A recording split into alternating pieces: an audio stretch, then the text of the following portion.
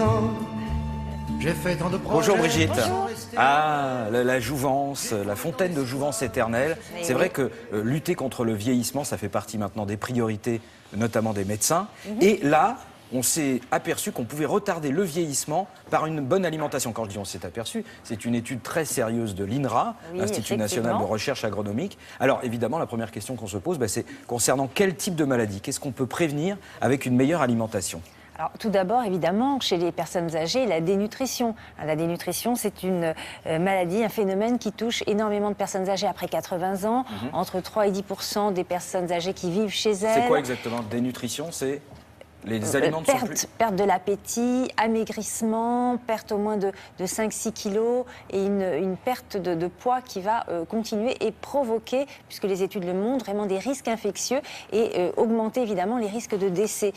Donc, alors là, vous voulez dire qu'il y a des aliments qui peuvent lutter contre ça? Il y a des aliments, une façon de s'alimenter qui permettent évidemment de lutter contre la dénutrition. Et puis, ces études dont vous avez parlé, 2 études de l'INRA, montrent qu'effectivement, on peut aussi prévenir et l'ostéoporose et le vieillissement cérébral par l'alimentation. Alors on le savait déjà, il y a déjà des aliments qu'on connaît, comme par exemple les produits laitiers pour lutter contre la perte de masse osseuse, mais il n'y a pas que ça. De nouveaux aliments ont été mis en évidence et réponse en images.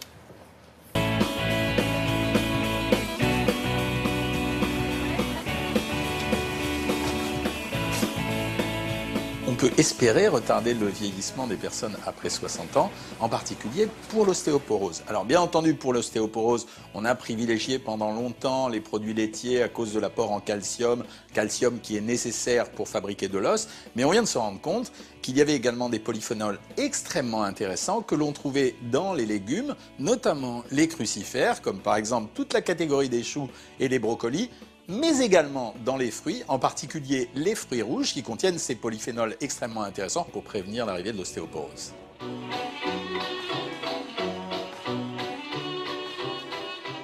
On pense qu'on peut également prévenir le vieillissement cérébral pour améliorer la situation après 60 ans en privilégiant des catégories d'aliments comme les oméga 3, on en a beaucoup parlé, c'est les produits qu'on trouve dans les poissons gras comme saumon, sardines, thon, maquereau ou dans les huiles de bonne qualité, exemple huile de colza, huile d'olive, mais on s'est rendu compte que cette avancée était encore plus intéressante si on associait les oméga 3 avec de la vitamine A. Et la vitamine A, on va la trouver dans les viandes et particulièrement dans les abats comme le foie, mais aussi dans les œufs qui sont un aliment fréquemment consommé. On a le sentiment que cette association, vitamine A, oméga 3, renforce les membranes des cellules du cerveau qui sont les neurones, mais que ça favorise également la transmission de l'influx d'un neurone à l'autre, donc améliore les performances cérébrales des personnes après 60 ans.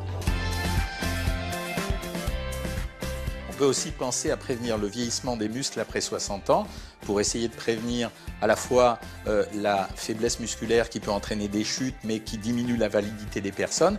Et il faut surveiller attentivement la consommation de protéines et avoir une bonne ration de ce qu'on va trouver dans la viande, le poisson, les œufs, la volaille, bref, tout ce qui contient les protéines utiles à la conservation du muscle. Après 80 ans, le problème, c'est souvent la dénutrition parce que les gens manquent d'appétit. Et c'est là où il faut être imaginatif en termes de cuisine. Ça veut dire, leur préparer des choses qui leur plaisent, qui appartiennent à leur culture, qui ont du goût, leur mettre en place des condiments, des épices, faire des choses extrêmement appétissantes. Et le deuxième paramètre, c'est les faire manger en groupe ou en famille pour renforcer finalement l'appétit et l'appétit de vivre. C'est valable pour les seniors, mais c'est valable pour tout le monde en fait. La prévention, c'est avant d'être senior. Donc il faut commencer le plus vite possible. Et bon, à partir de 40 ans, 50 ans bien sûr, se nourrir avec cet esprit que l'alimentation peut nous éviter peut-être les risques diminuer les risques de certaines maladies. Si vous nous regardez, donc c'est omelette au saumon, vous avez bien compris. Des œufs brouillés avec des petits morceaux de saumon. Puis là, pour le vieillissement cérébral, parfait. Merci beaucoup Brigitte. Tout de suite, c'est Patrice Romden.